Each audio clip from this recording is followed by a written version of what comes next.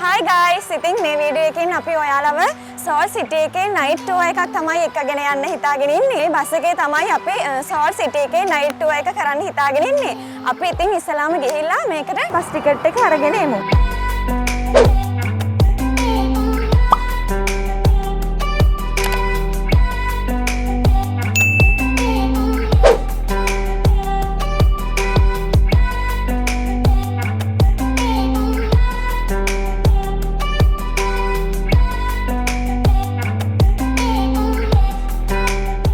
ඉතින් මෙතනින් තමයි අපිට බස් ටිකට් ගන්න තියෙන්නේ. ඉතින් අපි ගිහිල්ලා බස් ටිකට් දෙක අරගමු. 버스 티켓 두 개 주세요. 네, 두 개요. 2만 원입니다.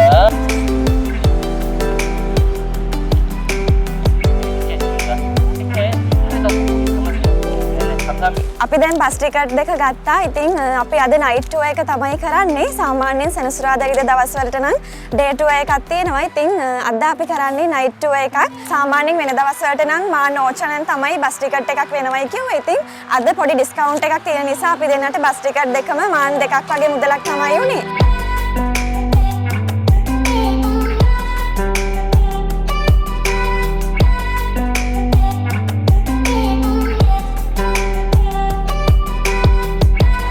ඔයගොල්ලෝ කොයි කරුත් දන්නවා සෝල් නගරය කියන්නේ කොරියාවේ අගනුවර කියලා. ඉතින් කොරියාවේ හදවත මේ සෝල් නගරය කිව්වොත් ඒකේ කිසිම වැරැද්දක් නැහැ. ඒ වගේම තමයි අවුරුදු 2000කටත් වඩා පැරණි ඉතිහාසයක් මේ සෝල් නගරයට තියෙනවා. ක්‍රිස්තුපූර්ව 18 වර්ෂයේදී බෙක්පේ වැසියන් විසින් තමයි මේ නගරය ආරම්භ කරලා තියෙන්නේ. කොරියාවේ රාජධානීන් තුනෙන් එකක් වෙන ජොසොන් රාජවංශය යටතේදී තමයි කොරියාවේ අගනුවර විදිහට මේ සෝල් නගරය පත් කරලා තියෙන්නේ. ඉතින් අපි සෝල් නගරය ගැන තවත් වැඩිදුර විස්තර සෝල් නගරය බලන ගමන්ම කතා කරමු. මේ දකුණු පැත්තෙන් තියෙන්නේ තොන්දෙමුන් ඩිසයින් ප්ලාසා එක. මේකට DDP කියලත් කියනවා. මෙය ලෝ විශාලතම ත්‍රිමාණ ගොඩනැගිල්ලයි. ලෝක ප්‍රකට ගෘහ නිර්මාණ ශිල්පියෙක් වන සාහා හඩිඩ් විසින් ලෝ විශාලතම අද්විතීය ගෘහ නිර්මාණ ශිල්පියකින් නිර්මාණය කරලා තියෙනවා.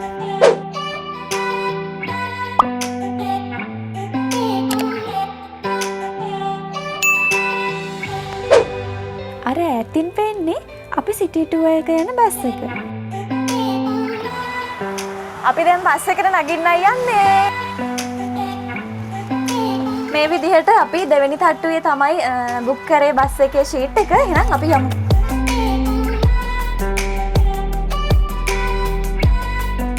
මෙතන කැමති අයට යන්නත් පුළුවන්.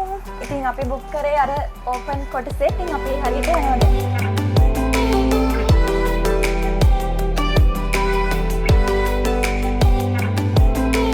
මෙතන කොරියන් අය වගේම විදේශික අයත් ගොඩාක් එකතු වෙලා ඉන්නවා අපේ ගමනට. අපිට දැන් වෙලාව 7:30යි. ඉතින් මම හිතනවා ඔයාලටත් ලස්සන අත්දැකීමක් එකතු කරගන්න පුළුවන් වෙවි කියලා. කොරියාවේ ප්‍රසිද්ධම වගේම වැදගත් ස්ථාන කිහිපයක්ම ඔයාලට බලා ගන්න පුළුවන්. දිගටම අපිත් එක්ක එකතු වෙලා හිටියොත්. 안녕하십니까 관광객 여러분. 서울시티 투어 버스를 이용해 주셔서 감사합니다.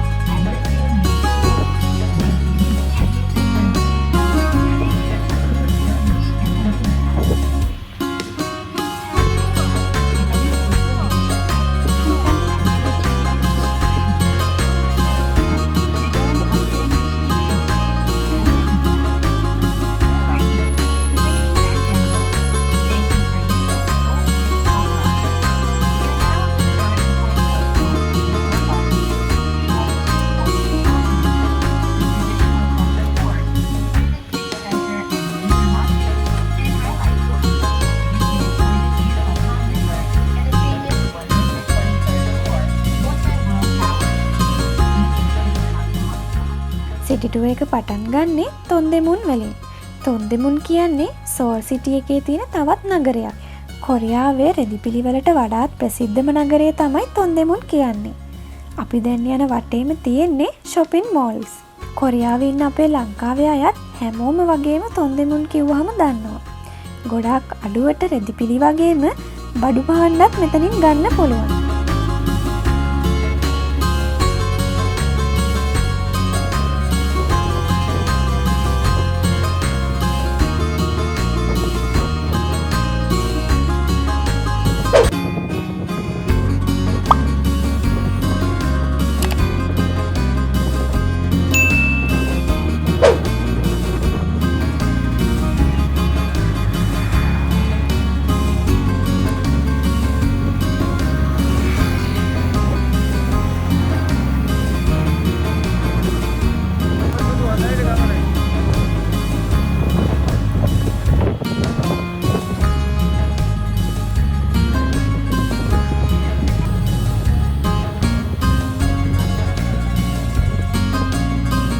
අර ඈතින් පේන්නේ නම්සන් ටවර් එක.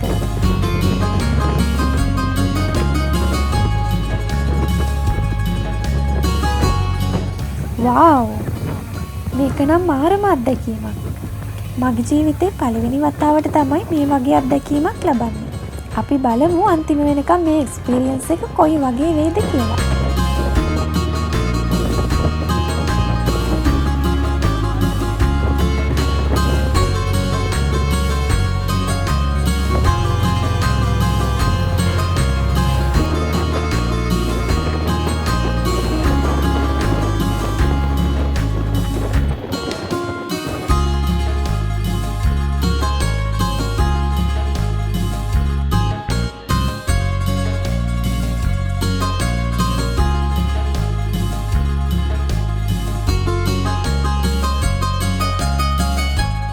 ඇතින් හරීම ලස්සනට ඉර බැහැගෙන යනවා. ඉතින් අහසත් හරීම ලස්සනයි. ඉතින් මේ ඉර බැහැගෙන යද්දී නම්සන් ටවර් එකත් හරීම ලස්සනට පේනවා.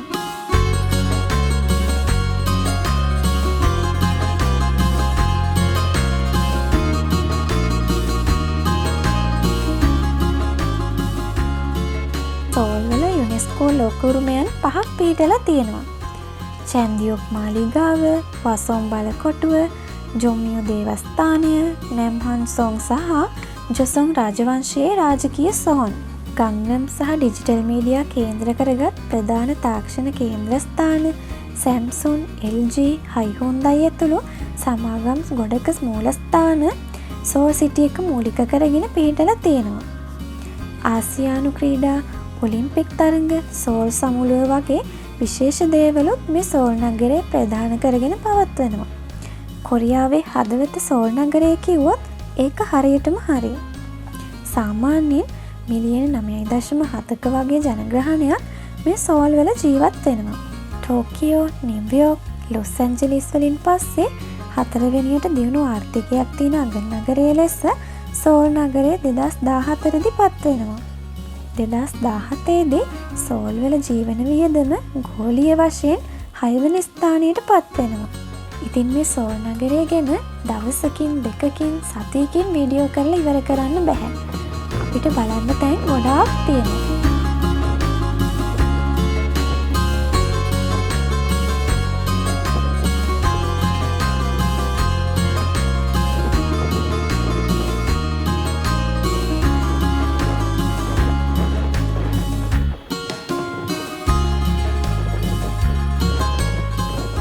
අපි දැන් සේජොන් රජුගේ රන් ප්‍රතිමාව ළඟින් තමයි යන්නේ. ඔයාලා හැමෝම දන්නවා කොරියානු හෝඩියේ නිර්මාතෘවරයා වෙන්නේ මේ රජතුමා කියලා. ජොසොන් රජවංශයේ ගෞරවනීය 4 වන රජතුමා තමයි මොහු. කොරියානු හෝඩිය වගේම විද්‍යාව, කලාව, දේශපාලනීය දියුණුවටත් මෙතුමා විශාල සේවයක් ඉටු කරලා තියෙනවා. මෙතන සේජොන් රජතුමාගේ කෞතුකාගාරයකුත් නිර්මාණය කරලා තියෙනවා.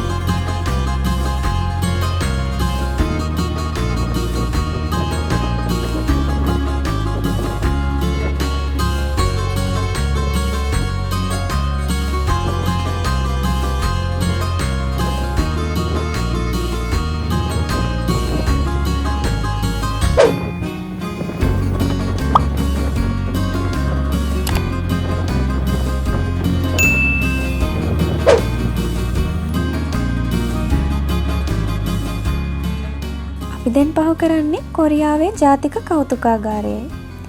ජාත්‍යන්තර සංස්කෘතික හුවමාරුව තුළින් මෙන්ම සංස්කෘතික උරුමයන් ආරක්ෂා කිරීම හා ප්‍රදර්ශනය කිරීමේ ලෝක මට්ටමේ තිබෙන කෞතුකාගාරයක් තමයි මේක. අපි දැන් යන්නේ ජියොන්ග්වාඩේ එක ළඟින්. මේකට බ්ලූ හවුස් එක කියලත් කියනවා. කොරියානු ජනරජයේ ප්‍රධානියාගේ නිල නිවස තමයි මේක. ඒ වගේම ආසියාවේ ආරක්ෂිතම නිල නිවාසය විදිහටත් මේ නිල නිවාසය හඳුන්වනවා.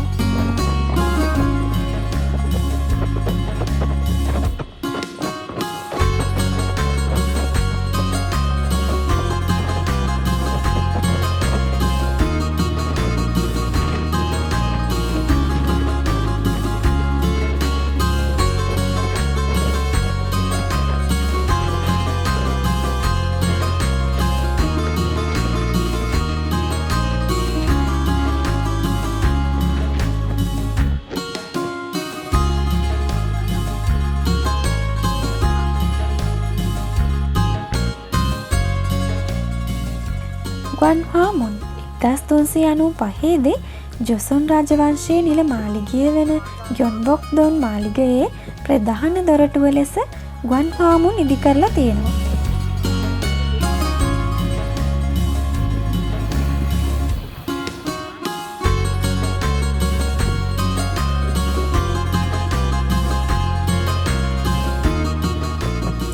අපිට දැන් වෙලාව 8ක් පහු වෙලා. ඉතින් ඉර බැහැගෙන ගියත් තවම කරුවල වෙලා නැහැ. මේ රස්නේ කාලෙට සාමාන්‍යයෙන් වැඩිපුර වෙලාවක් දවල් කාලේ තියෙනවා. සාමාන්‍යයෙන් 8:30ට වගේ තමයි කරුවල වෙන්නේ.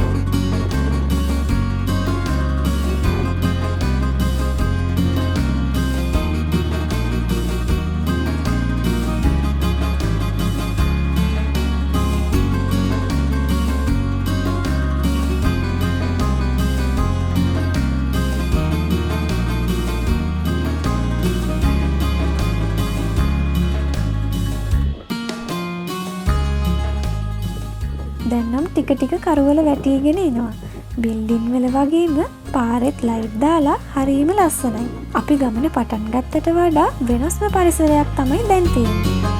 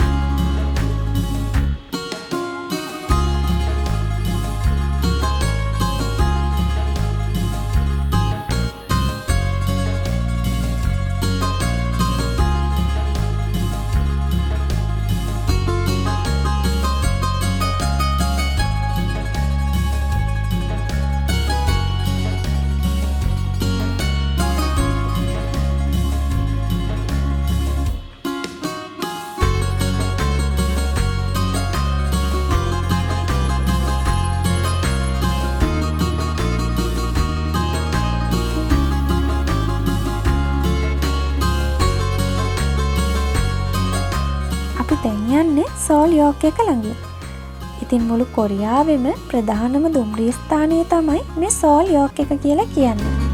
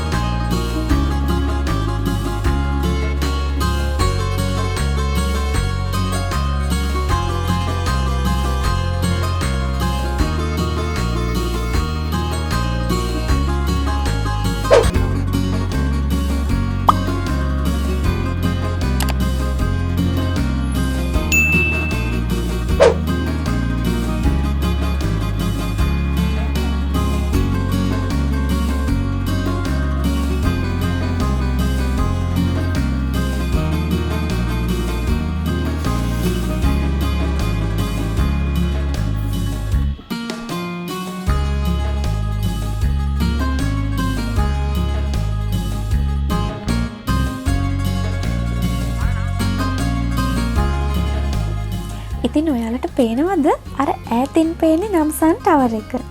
ලයිට් දාලා හරිම ලස්සනයි. කලින් දවසේ අපි මෙතෙන්ට ඇවිල්ලා මෙන්න මෙතනින් තමයි කේබල් කාර් එක අරගෙන නම්සන් ටවර් එකට ගියේ.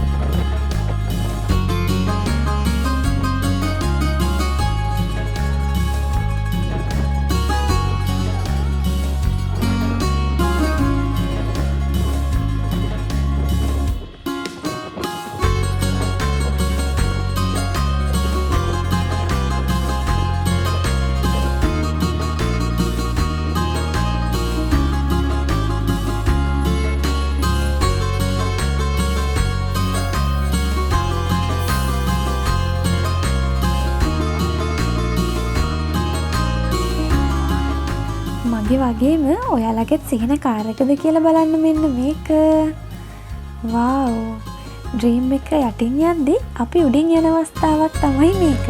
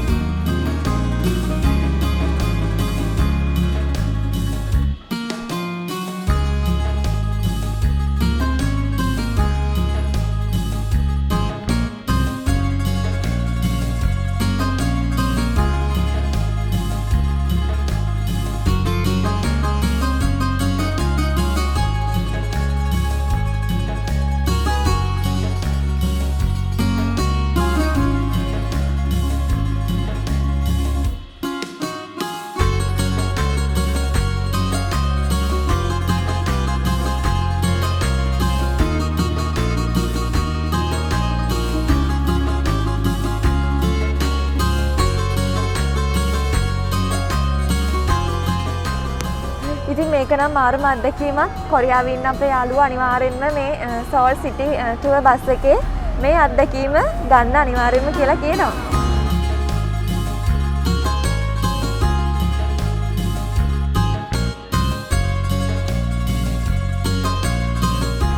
ඉතින් මේ බස් ටුවර් එකේ සර්විස් එක නම් මරු සුපිරි අත්දැකීමක් දෙනවා. ටිකට් එකේ ගානට වඩා ලස්සන අත්දැකීමක් අපේ ජීවිතේට එකතු වෙනවා. නයිට් විව් එක නම් හරිම ලස්සනයි. මට වචන වලින් කියන්න බැරි තරම්. මගේ ජීවිතේ පළවෙනි වතාවට තමයි මේ වගේ ලස්සන අත්දැකීමක් මම ලබන්නේ. ඉතින් හරිම සතුටුයි. මට වචන වලින් කියාගන්න බැරි තරම් හිතට දැනෙන්නේ මාර සතුටක්.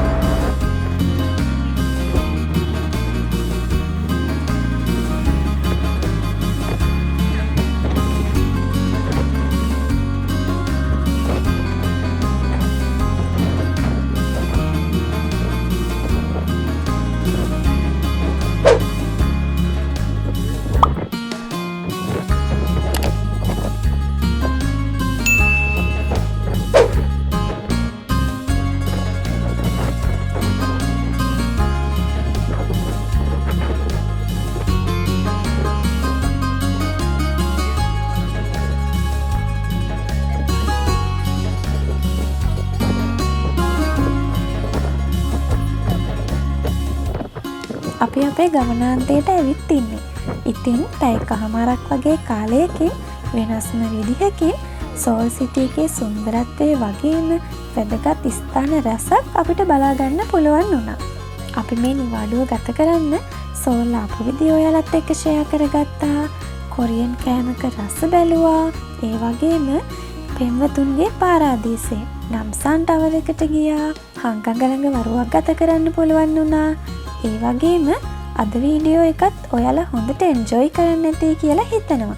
මෙතනින් අපේ සෝල් ට්‍රිප් එක ඉවරයි. අපි දැන් ගෙදර යනවා. ගෙදර ගිහිල්ලා ඉක්මනින්ම කැන්ඩි වීඩියෝ එකෙන් අපි ආයෙමත්